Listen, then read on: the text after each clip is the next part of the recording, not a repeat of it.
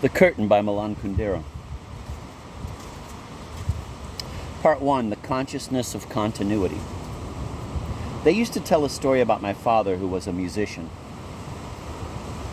He is out with friends someplace when from a radio or a phonograph they hear the strains of a symphony. The friends, all of them musicians or music buffs, immediately recognize Beethoven's Ninth.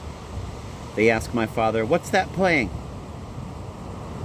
After long thought, he says, "It sounds like Beethoven." They all stifle a laugh. My father doesn't recognize the Ninth Symphony. "Are you sure?" "Yes," says my father. "Late Beethoven." "How do you know it's late?" He points out a certain harmonic shift that younger Beethoven could never have used.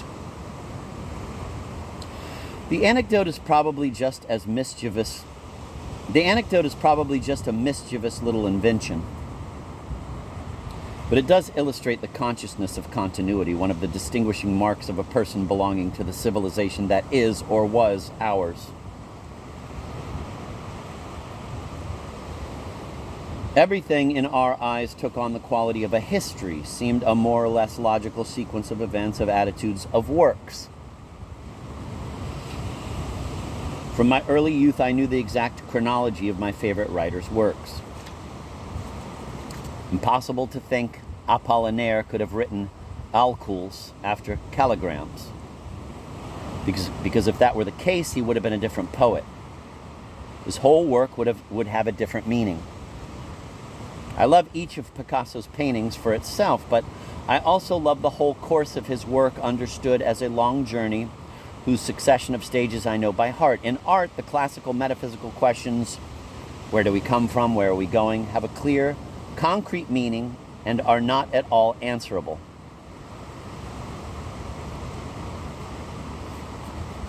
History and value. Let us imagine a contemporary composer writing a sonata that in its form, its harmonies, its melodies resembles Beethoven's.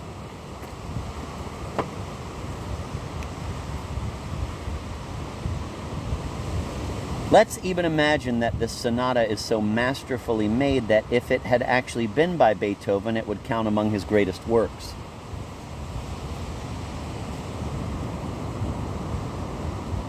And yet, no matter how magnificent, signed by a contemporary composer, it would be laughable. At best, its author would be applauded as a virtuoso of pastiche. What? We feel aesthetic pleasure at a sonata by Beethoven and not at one with the same style and charm if it comes from one of our own contemporaries? Isn't that the height of hypocrisy? So then, the sensation of beauty is not spontaneous, spurred by our sensibility, but instead is cerebral, conditioned by our knowing a date. No way around it. Historical consciousness is so thoroughly inherent in our perception of art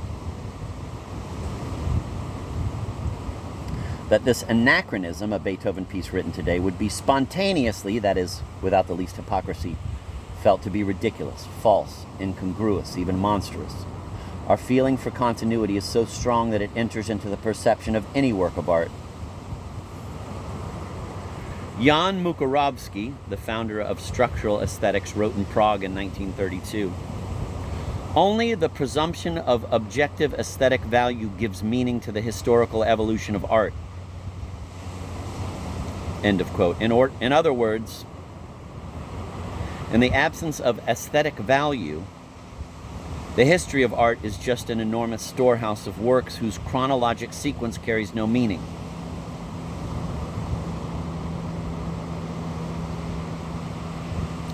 And conversely, it is only within the context of an art's historical evolution that aesthetic value can be seen.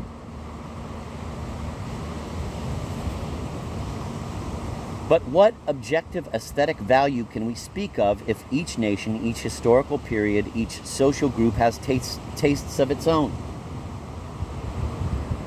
From the sociological viewpoint, the history of an art has no meaning in itself, but is part of a society's whole history. Like the history of its clothing, its funeral and marriage rituals, its sports or its celebrations.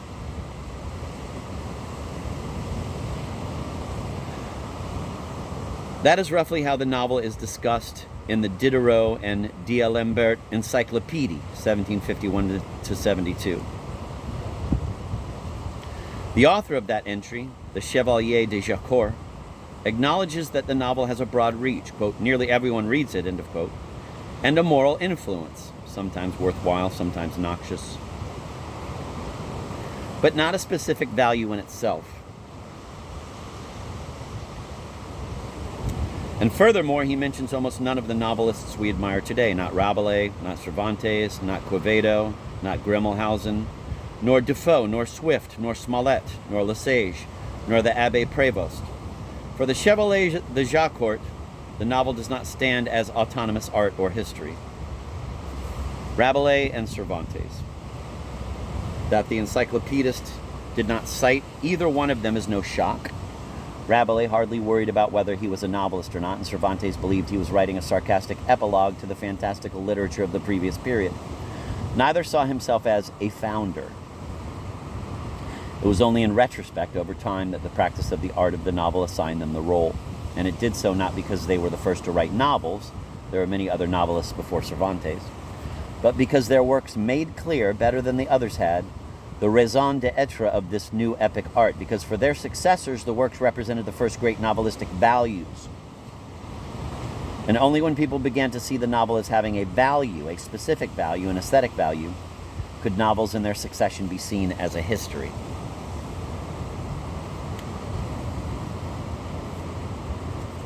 Theory of a novel. Fielding was one of the first novelists able to conceive a poetics of the novel. Each of the 18 books of Tom Jones opens with a chapter devoted to a kind of theory of the novel, a light, playful theory, for that's how a novelist theorizes. He holds jealously to his own language, flees learned jargon like the plague. Fielding wrote his novel in 1749, thus 2 centuries after Gargantua and Pantagruel and a century and a half after Don Quixote. And yet, even though he looks back to Rabelais and Cervantes, for him the novel is still a new art. So much so that he calls himself the founder of a new province of writing, end of quote. That new province is so new that it has no name yet, or rather, in English it has 2 names, novel and romance. But Fielding refuses to use them because no sooner is it discovered than the new province is invaded by a swarm of foolish novels and monstrous romances, with which he does not want his own books confused. He therefore designates this new art by a rather convoluted but remarkably accurate expression. Quote, prosai kami epic writing, end of quote. He tries to define the art, that is, to determine its raison d'etre, to outline the realm of reality it should illuminate, explore, grasp. Quote, the provision then which we have here made is no other than human nature, end of quote. The assertion only seems banal. Readers at the time saw novels as amusing, edifying, entertaining stories, but nothing more. No one would have granted the novel a purpose so general, thus so exacting, so serious as an inquiry into human nature. No one would have elevated it to the rank of a reflection on man as such.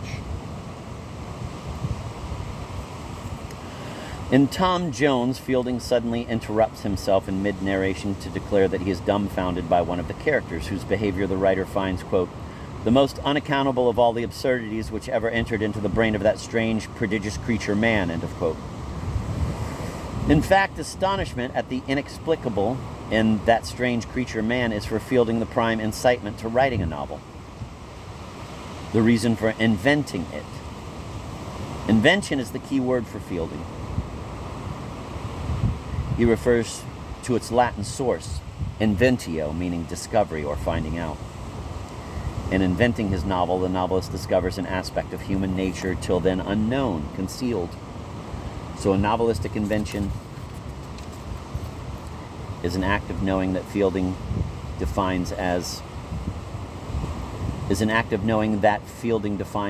a quick and sagacious penetration into the true essence of all the objects of our contemplation, end of quote.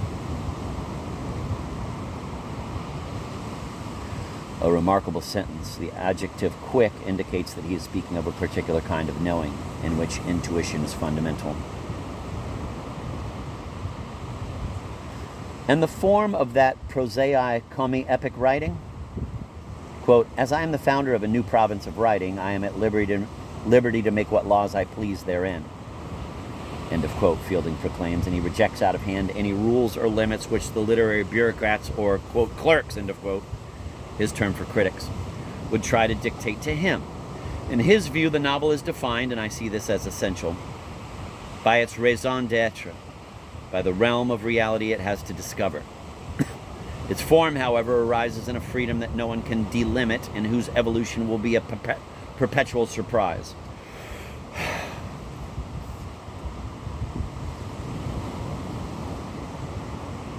Poor Alonso Quijada.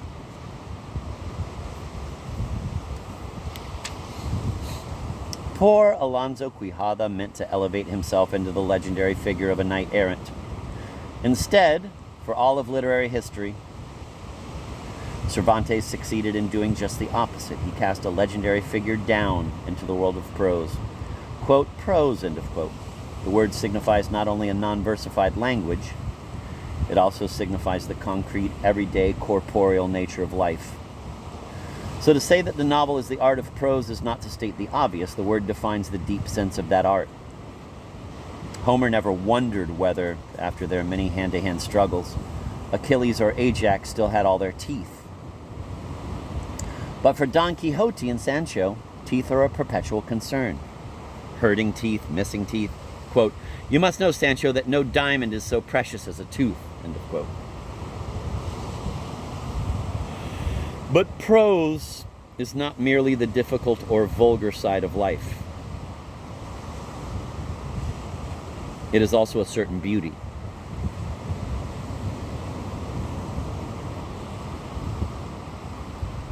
Till then neglected. The beauty of modest sentiments, for instance, the fondness tinged with familiarity that Sancho feels toward Don Quixote. The Don reproaches him for his garrulous informality, saying that none of the texts on chivalry shows any squire daring to speak to his master in such a tone. Of course not. Sancho's affection is one of the Cervantian discoveries of the new prosaic beauty. Quote, a baby could convince him that it's midnight at high noon, and for his simple heart I love him like my own life, and all his eccentricities could not make me leave him, Sancho says.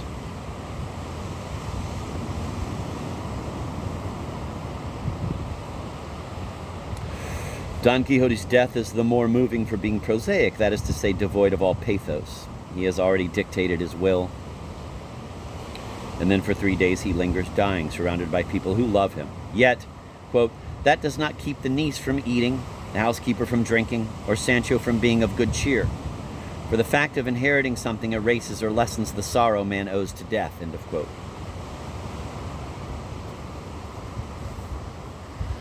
Don Quixote tells Sancho that Homer and Virgil were describing characters not, quote, as they were, but rather as they must be, to stand as examples of virtue to future generations, end of quote. Now, Don Quixote himself is far from an example to follow. Characters in novels do not need to be admired for their virtues. They need to be understood, and that is a completely different matter. Epic heroes conquer, or if they are themselves conquered, they retain their grandeur to the last breath. Don Quixote is conquered, and with no grandeur whatever, for it is clear immediately. Human life as such is a defeat. All we can do in the face of that ineluctable defeat called life is to try to understand it. That is the raison d'etre of the art of the novel.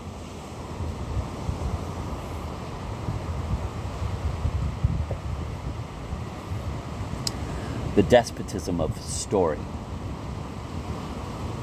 Tom Jones is a foundling child raised and educated as the ward of Squire Allworthy in his country manse.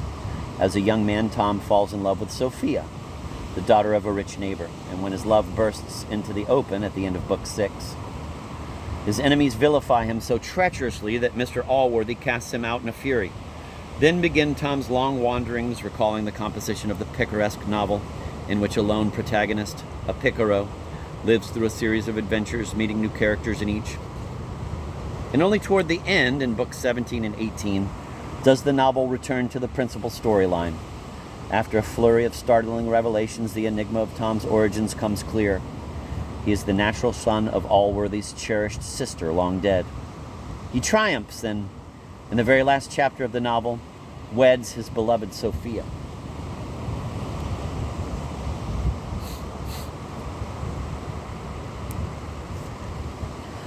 When Fielding proclaims his complete freedom with the novel form, he is thinking primarily of his refusal to allow the novel to be reduced to that causal chain of actions, attitudes, gestures, words that the English call story, and that is seen as constituting the meaning and the essence of a novel. Against that absolutist power of story, he particularly claims the right to interpret the narration, quote, as often as I see occasion,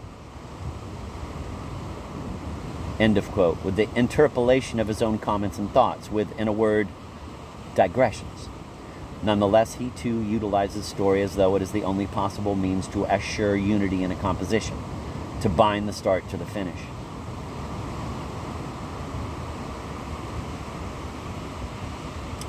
Thus he closed Tom Jones, though possibly with a secret ironic smile, with the, quote, happy ending, end of quote, of Wedding Bells.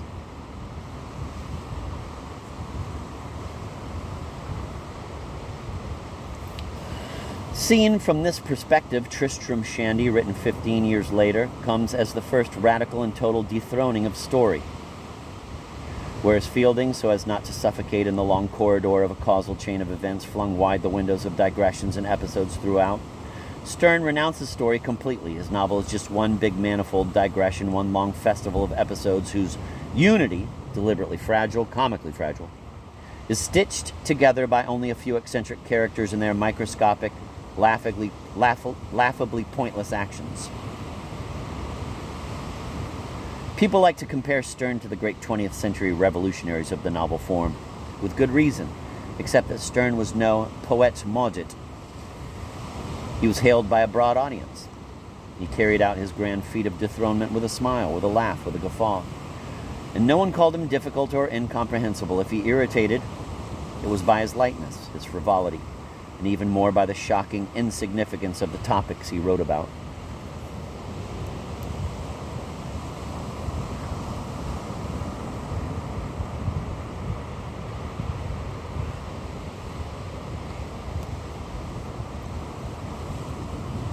Those who deplored that insignificance were using the right term. But we should remember what Fielding said. The provision, then, which we have here made is no other than human nature. Now, are great dramatic actions really the best clue to understanding human nature? Are they not rather a barrier that hides life as it truly is?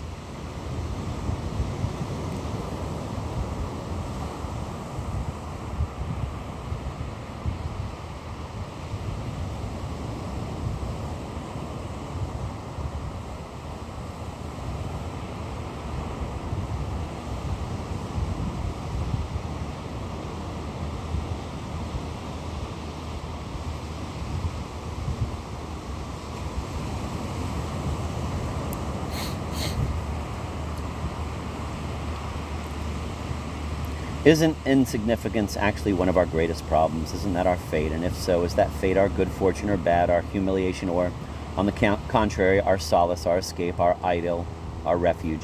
These questions were unexpected and provocative. It was the formal play of Tristram Shandy that allowed them to be asked. In the art of the novel, existential discoveries are inseparable from the transformation of form.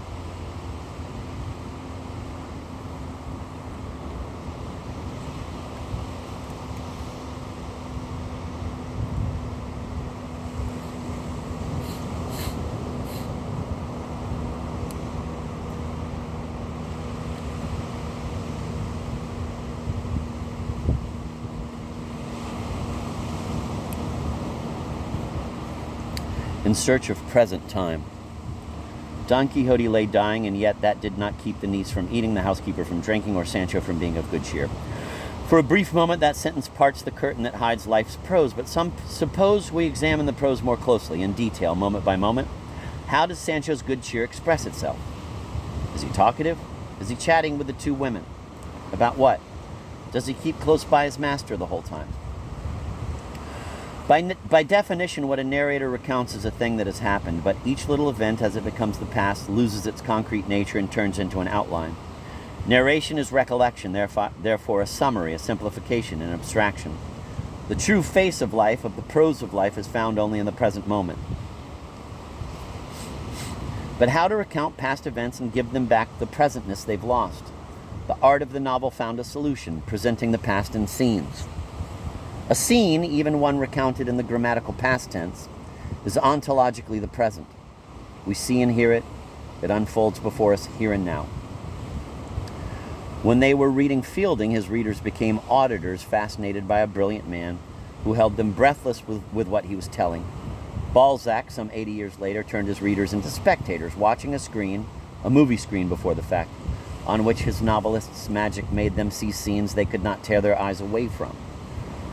Fielding was not inventing impossible or unbelievable stories, yet the plausibility of what he was recounting was the least of his concerns.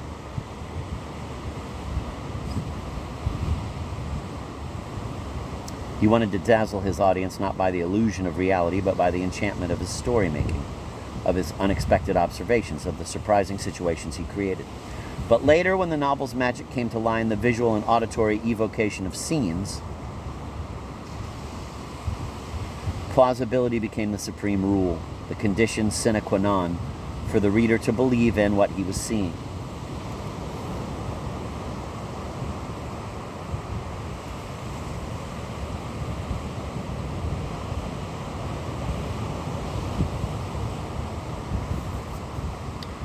Fielding took little interest in daily life. He would not have believed that banality itself could one day become a major subject for novels. He did not pretend to put a microphone to the thoughts going through his characters' heads. He would observe them from the outside and offer lucid and often humorous hypotheses on their psychology. Description bored him, and he spent no time on the physical appearance of his protagonists. You won't learn the color of Tom's eyes, or on the book's historical background. His narration glided happily above the scenes, of which he would evoke only fragments he considered indispensable for the clarity of the plot and for the idea. The London where Tom's destiny unfolds looks more like a small circle marked on a map than like any actual metropolis. The streets, the squares, the mansions are neither described nor even named.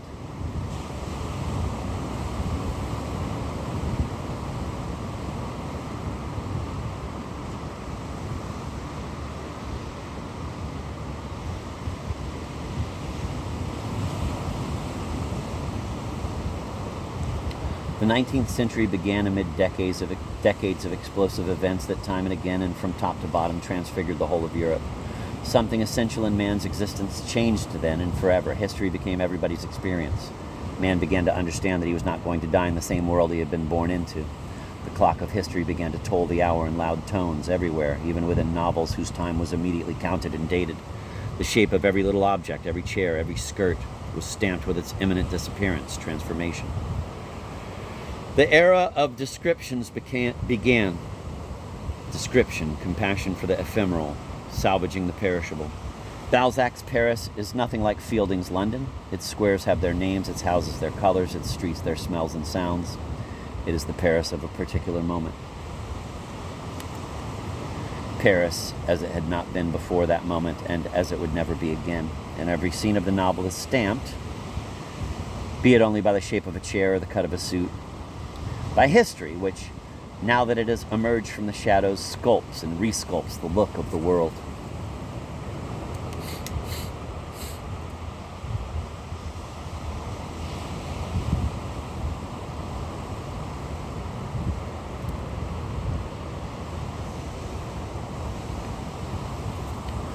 A new constellation shone in the sky above the novel's high road into its great century. The century of its popularity, its power, an idea of what the novel is took hold then. And it would rule the art of the novel until Flaubert, until Tolstoy, until Proust. It would shroud in semi-oblivion the novels of earlier centuries. An amazing detail: Zola never read Dangerous Liaisons, and make difficult any future transformation of the novel.